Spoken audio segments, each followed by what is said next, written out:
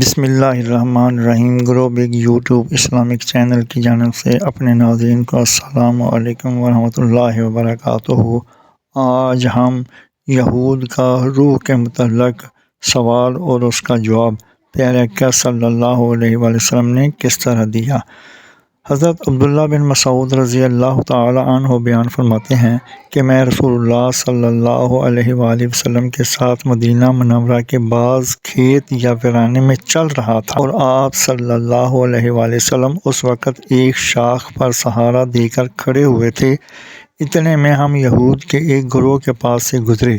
ان میں سے بعض نے اپنے بعض سے کہا کہ آپ صلی اللہ علیہ وآلہ وسلم سے روح کے متعلق سوال کرو۔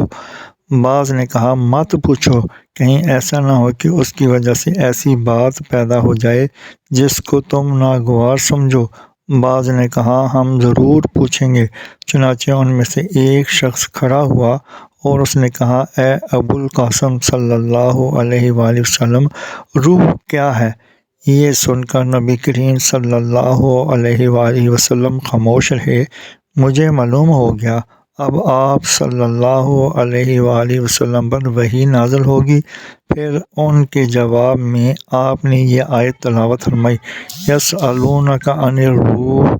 یہ لوگ آپ صلی اللہ علیہ وآلہ وسلم سے روح کے متعلق دریافت کرتے ہیں۔ آپ کہہ دیجئے کہ روح اللہ تعالیٰ کا ایک حکم ہے، اور جو کچھ ان کو علم دیا گیا ہے وہ بہت تھوڑا ہے۔